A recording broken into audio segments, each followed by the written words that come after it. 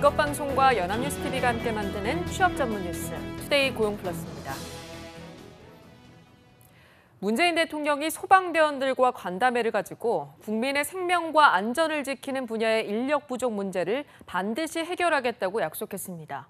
공공부문 일자리 확대를 담은 추경의 중요성을 우회적으로 강조한 것으로 풀이됩니다. 성승환 기자입니다. 현장 정책 행보를 이어가고 있는 문재인 대통령은 이번엔 일선 소방서를 찾았습니다. 소방관들과 일일이 악수를 나누고 직접 차를 따라주며 노고를 위로했습니다. 저도 한 잔 받겠습니다. 뭐야 이거?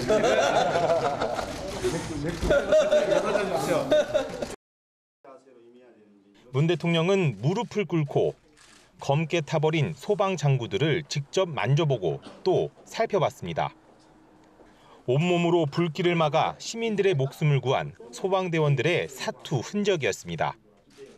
이거는 정말 좀 귀감으로 속어주고 보여줄 만한.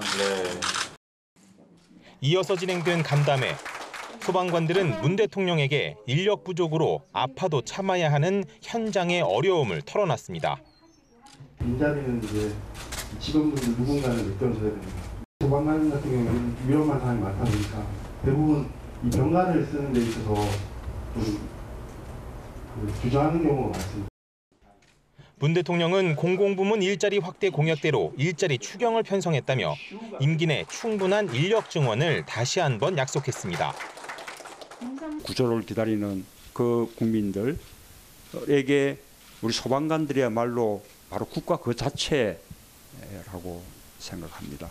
소방관 1,500명 증원 계획을 포함시켜서 그에 필요한 예산까지 보태서 추경 예산을 편성을 했습니다. 그렇게 금년부터 즉각 인력 증원 실행하도록 하겠습니다. 한편 정부는 일자리 창출을 위한 11조 2천억 원 규모의 추경안을 국회에 제출했습니다. 연합뉴스TV 성수환입니다. 새 정부 출범 이후 일부 지역의 집값이 하루가 멀다고 오르자 정부가 대응책 마련에 고심하고 있습니다. 정부는 부동산 대출 강화와 투기 과열 지역 지정 등 규제를 더 강화하는 방법으로 집값 안정에 나설 것으로 보입니다. 곽준영 기자의 보도입니다. 서울, 강남 3구 등 일부 지역의 부동산 과열 현상이 심화되자 청와대도 대책 마련에 속도를 내고 있습니다. 오늘 수석 보좌관 회의에서는 주택시장 동향에 대한 상세 보고가 있었음을 말씀드립니다. 정부가 집값을 잡기 위해 대표적으로 추진 중인 방안은 다음 달 유예가 종료되는 주택담보인정비율 LTV와 총부채 상환비율 DTI의 강화. 앞서 정부는 부동산 활성화를 위해 LTV, DTI 규제를 완화했지만 문재인 대통령과 김현미 국토교통부 장관 후보자가 강화 입장을 밝힌 만큼 원상복귀 가능성이 큽니다. 대출 규제를 넘어 투기 과열 지구 지정 등 더욱 강력한 규제가 나올 것이라는 전망도 있습니다. 지난해 113 대책 수립 당시엔 강남 3구 등을 투기 과열 지구로 묶는 방안은 제외됐지만 현 정부 부동산 규제 강화 기조에 따라 가능성을 배제할 수 없습니다. 또 신용대출과 마이너스 통장 대출까지도 규제 범위로 포함하는 총부채 원리금 상환 비율 DSR 조기 도입도 검토하고 있습니다. 하지만 이와 같은 정부의 전방위적 규제에 대해 우려의 목소리도 있습니다. 부동산 시장이 지역별로 미분양도 있고 또는 침체되는 지역도 있는데 살아나는 부동산 시장이 꺾일 수도 있습니다. 그래서 과열되는 지역만 선별적으로 규제하는 것이 타당하다고 보여지고요. 문 대통령이 8월까지 가계부채 대책 마련을 지시한 가운데 부동산 대책은 이르면 이달 중 나올 예정입니다. 연합뉴스TV 곽준영입니다. 청문회장에 선 김동연 경제부총리 후보자가 최근 서울 지역을 중심으로 요동치는 집값과 가계부채 관리를 강화할 것임을 내비쳤습니다. 하지만 세금 인상, 누리과정 예산 같은 민감한 현안에는 지극히 말을 아끼는 신중한 모습이었습니다. 정주희 기자입니다.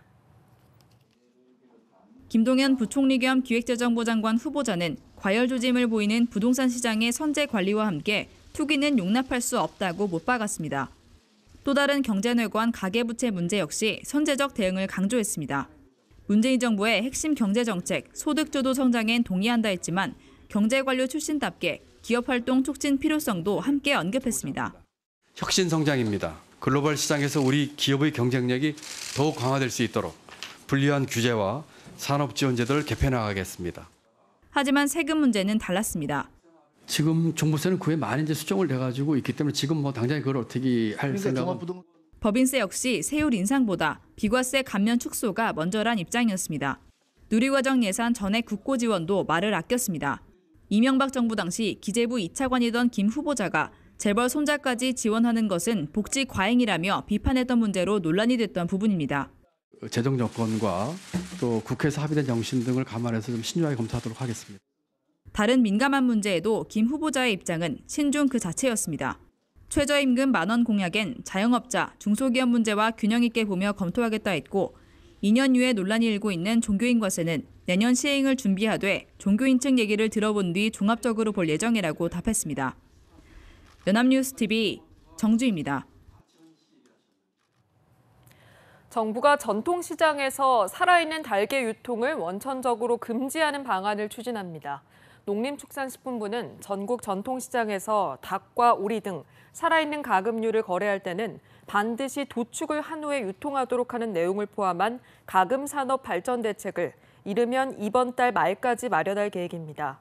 새로 마련 중인 대책에는 전통시장에서 가금류를 산채로 거래하는 행위를 막기 위해 소규모 도개장 설치를 지원하는 내용도 포함됩니다. 정부는 다음 달까지 연구 용역과 각 지자체의 도개장 설치 수요를 조사하고 내년에 3개의 소를 설치해서 시범 사업을 할 방침입니다. 내년부터 초등, 고등학생들이 독감 예방접종을 할 때는 국가의 지원을 받을 것으로 보입니다.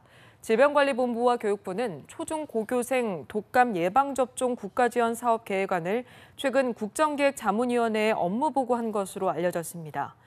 질병관리본부는 이 지원 사업을 시행할 때 어떤 대상과 어느 수준까지 지원하느냐 등 구체적 지원 규모에 따른 효과와 문제점, 필요 예산 등을 정리한 보고서를 국정위에 제출했습니다. 국정위는 이를 토대로 전문가 등과 논의를 거쳐 이 지원 사업을 국정과제로 선정해 추진할지를 결정할 계획입니다. 국정기획자문위원회가 미래창조과학부의 통신비 인하를 재차 압박했습니다. 마땅한 대안을 내놓지 않자 업무보고 거부라는 공개 경고를 했다가 통신 담당 2차관이 새로 임명되자 다시 대안을 들어보기로 했습니다. 김동욱 기자입니다. 국정기획위는 미래부에 업무 보고를 거부하겠다고 공개적으로 경고했습니다. 2번에 걸친 업무 보고에서 끝내 통신비 인하 방안을 가져오지 않은 탓입니다. 그런데 미래부 2차관에 김용수 방통위 상임위원이 임명되자 국정기획위는 9일 오후 인하안을 다시 보고하라며 재차 압박에 나섰습니다. 통신 분야 전문가가 책임자로 온 만큼 새로운 대안이 나올 수 있다는 기대 때문입니다. 김용수 미래부 제2차관께서 새 정부의 통신비 정책을 잘 이해하고 계실 것으로 믿고 문재인 대통령 공약 이행 관련 구체적인 대안을 가져오시기를. 국정기획위는 직접 이동통신 3사와 소비자단체 등 통신요금 관련 이해 당사자들로부터 의견을 듣기로 했습니다. 다만 국민들이 체감할 수 있는 방안이 나올지는 여전히 미지수입니다. 통신업계는 기본료를 일괄 폐지할 경우 적자로 돌아서게 돼 결국 단말 지원금과 요금 할인 혜택 등의 축소로 이어질 수밖에 없다며 난색을 표하고 있습니다. 단말기 출고가 인하와 소외계층 요금제 지원 등의 대안들이 제시되고 있는 가운데 미래부가 9일 실질적인 대안을 내놓을 수 있을지 관심이 쏠립니다. 연합뉴스TV 김동욱입니다. 중소벤처기업부를 신설한 정부는 산업정책의 중심을 대기업에서 중소벤처기업으로 옮기겠다는 의지를 내비쳤습니다. 앞으로 이와 관련한 예산 또한 크게 늘어날 것으로 보이는데요. 성과 없는 예산 낭비가 되지 않도록 철저히 관리해야 한다는 지적이 나옵니다. 김종성 기자가 보도합니다. 포털 사이트에 중소기업 정책자금이라고 검색을 하면 컨설팅 업체들의 이름이 줄줄이 뜹니다. 정부 정책자금을 받을 수 있도록 도움을 준다는 합법적인 업체들이 대부분인데 일부는 유치 금액의 10%가 넘는 성공보수나 보험상품 가입을 요구해 무리를 빚고 있습니다. 기술력이 높지 않아도 서류만 잘 준비하면 중복으로 지원금을 탈 수 있다는 업체도 찾아볼 수 있습니다. 브로커에 대해서는 고소 고발이나 자격 정지 등록 취소 등을 하고 있고요. 개입한 중소기업에 대해서는 정책자금 신청 자격 제한을 한다거나 아니면 용자금을 회수하는 등의 국번 없이 1357로 전화를 해주시거나 아니면 저희 중소기업진흥공단에 있는 지역본부에 불법 브로커 신고센터가 설치되어 있습니다. 올해 중소기업 육성 사업은 1,300여 건, 예산은 16조 5,800억 원으로 매년 증가 추세입니다.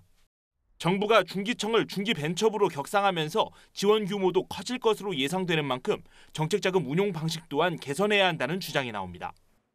정책자금의 운용 방식을 이제 실수요자 중심으로 좀 개편을 하고, 그리고 이제 여력이 있는 기업들은 금융기관을 통해서 자신의 신용도를 가지고 이렇게 은행권이나 제2금융권을 이용하게 하는 게 이제 바람직한 방법이라고 볼 수가 있고요.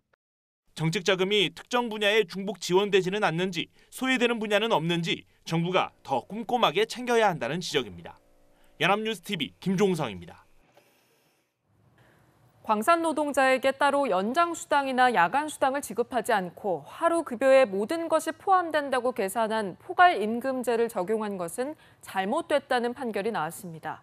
서울중앙지법은 광부 오모 씨 등 7명이 회사를 상대로 연장 근로수당과 그를 포함한 퇴직금을 추가로 지급해달라고 낸 소송에서 원고 승소로 판단했습니다. 재판부는 이른바 포괄임금제는 노동자에게 불이익이 없으면 유효하지만 그 외의 경우에는 야간 수당이나 휴일 수당을 따로 산정하는 것이 원칙이라고 설명했습니다.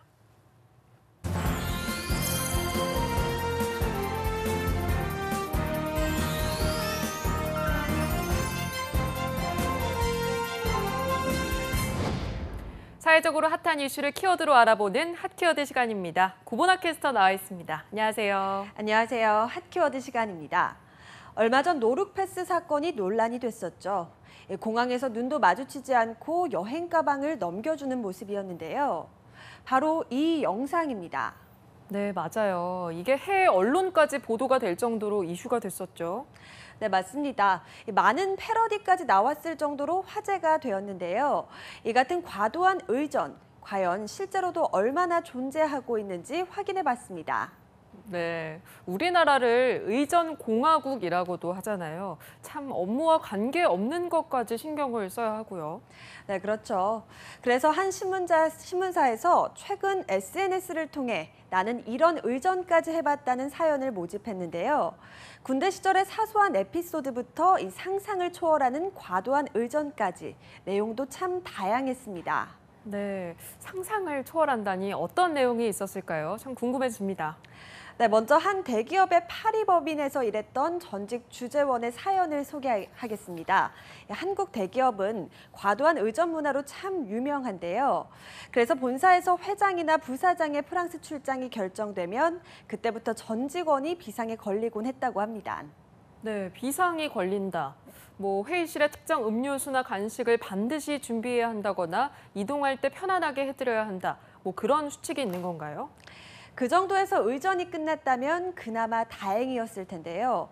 부사장님이 2박 3일간 파리 출장을 가게 되었으니 에펠탑이 창밖을 가득 채우고 있는 호텔을 예약해달라는 부사장 비서의 이메일이 시작이었다고 합니다. 그런데 며칠 뒤 다시 이메일이 왔다는데요. 부사장님이 아침에 생강변을 따라 조깅을 하시려고 했는데 겨울이라 날씨가 춥고 습도가 높으니 호텔 방 안에 트레이드밀, 즉 러닝머신을 설치해달라는 내용이었다고 합니다. 네, 추우면 조깅을 안 하면 되지 정말 그런 의전이 있다고요. 상식적으로 납득하기 힘든데 정말로 트레드밀을 설치한 건 아니겠죠? 네, 결론부터 말씀드리면 설치를 했다고 합니다. 이 트레드밀을 설치해달라고 호텔 측에 요청을 했더니 당연히 호텔 측에서는 대통령이라도 오는 거냐 이러면서 당황해하면서 거절을 했다고 하는데요. 결국 직접 운반부터 설치까지 할 테니 방 안에 기계만 들일 수 있게 해달라고 사정을 해서 승낙을 얻을 수 있었다고 합니다.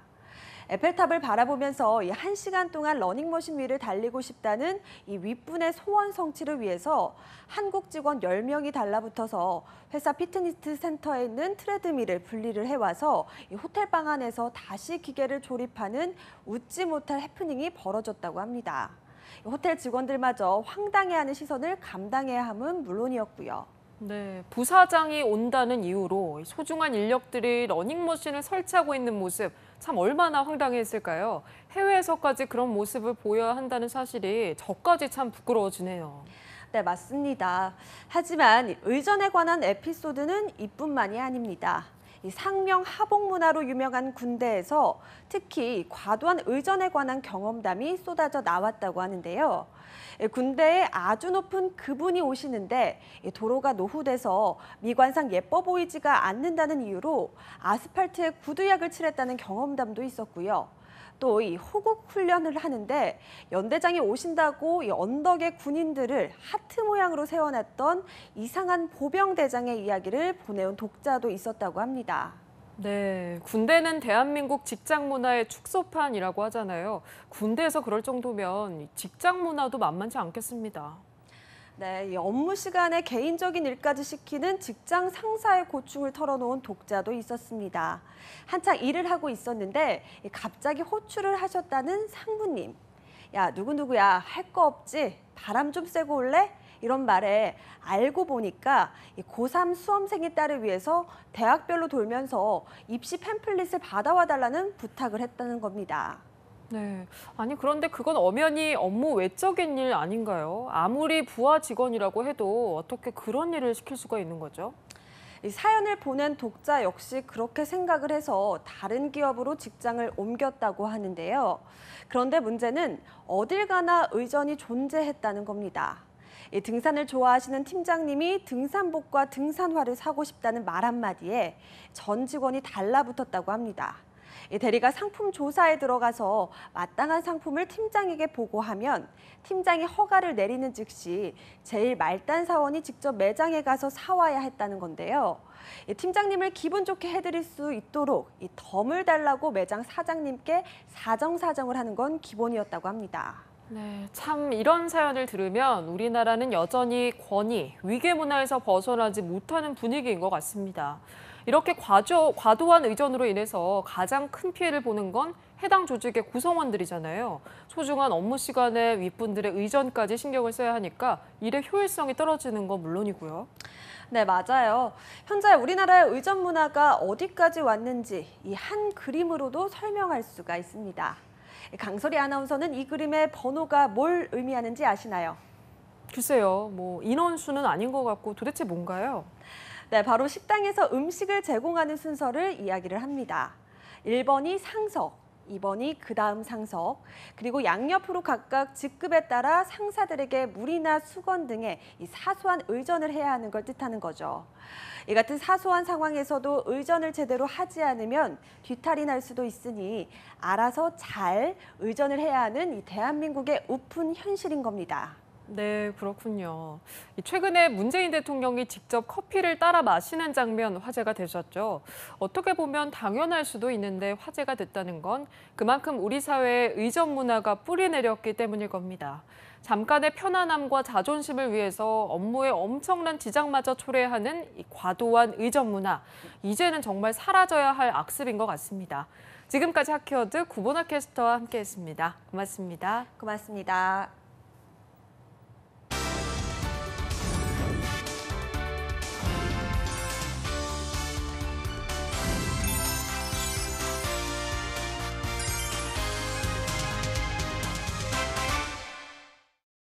투데이 고용플러스 오늘 준비한 소식은 여기까지입니다. 함께해 주신 여러분 고맙습니다.